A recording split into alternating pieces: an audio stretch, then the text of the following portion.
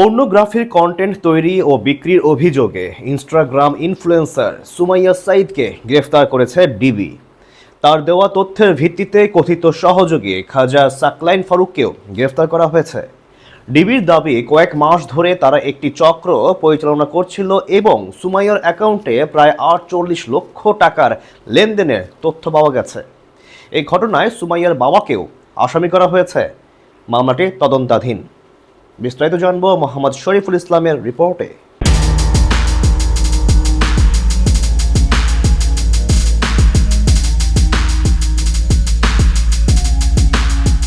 Pornography তৈরি ও বিক্রির অভিযোগ, সুমাইয়াকে নিয়ে নতুন তথ্য। সামাজিক যোগাযোগ মাধ্যমে পর্নোগ্রাফিক কন্টেন্ট তৈরি, প্রচার ও বিক্রির অভিযোগে ইনস্টাগ্রাম ইনফ্লুয়েন্সার সুমাইয়া সাঈদকে গ্রেপ্তার করেছে ঢাকা মহানগর গোয়েন্দা পুলিশ। পরবর্তীতে তার দেওয়া তথ্যের ভিত্তিতে মূল সহযোগী খাজা সাকলাইন ও ফারুককেও গ্রেপ্তার করা হয়। একই সঙ্গে মেয়ের আপত্তিকর কর্মকাণ্ড জানা সত্ত্বেও সেই উপার্জনের অর্থ গ্রহণের অভিযোগে সুমাইয়ার বাবা মোহাম্মদ আবু সাঈদকেও এই মামলার আসামি করা হয়েছে। ডিবি পুলিশের সাইবার অ্যান্ড স্পেশাল ক্রাইম দক্ষিণ বিভাগ সূত্রে জানা যায়, গত 10 আগস্ট সাইবার মনিটরিং চলাকালে সুমাইয়ার ইনস্টাগ্রাম ও টেলিগ্রাম অ্যাকাউন্টে বিভিন্ন আপত্তিকর কন্টেন্ট ও তা বিক্রির বিজ্ঞাপন নজরে আসে। বিকাশ ও নগদ মোবাইল ব্যাংকিংয়ের মাধ্যমে নির্দিষ্ট অঙ্কের বিনিময়ে বিক্রি করা হতো।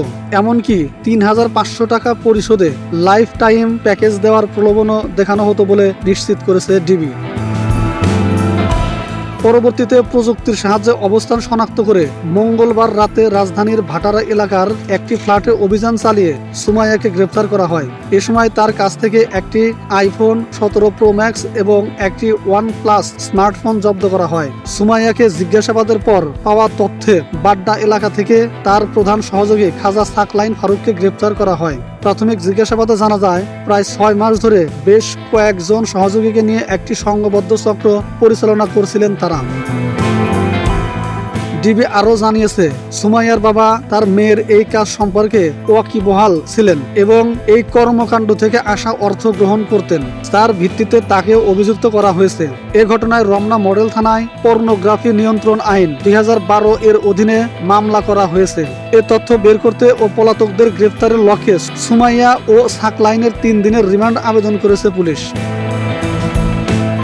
ডিবি দক্ষিণের সাইবার ক্রাইমের ডিসি মোহাম্মদ তরিকুল ইসলাম গণমাধ্যমকে বলেন, 5-6 মাস ধরে তারা এমন কাজ করছে। তার অ্যাকাউন্টে 48 লাখ টাকার লেনদেনের তথ্য পাওয়া গেছে। বিকাশ অ্যাকাউন্টের মাধ্যমে তারা লেনদেন করত। বিকাশে টাকা দিয়ে দিলে তারা পূর্ণ ভিডিও দিয়ে দিত, আর পর্ণ ভিডিও সে নিজেই উৎপাদন করত। তার সঙ্গে আরও একজন সহযোগীকে পেয়েছি, আরও কেউ আছে কিনা তদন্ত চলছে। আদালত আসামির 1 দিনের রিমান্ড মঞ্জুর করেছে।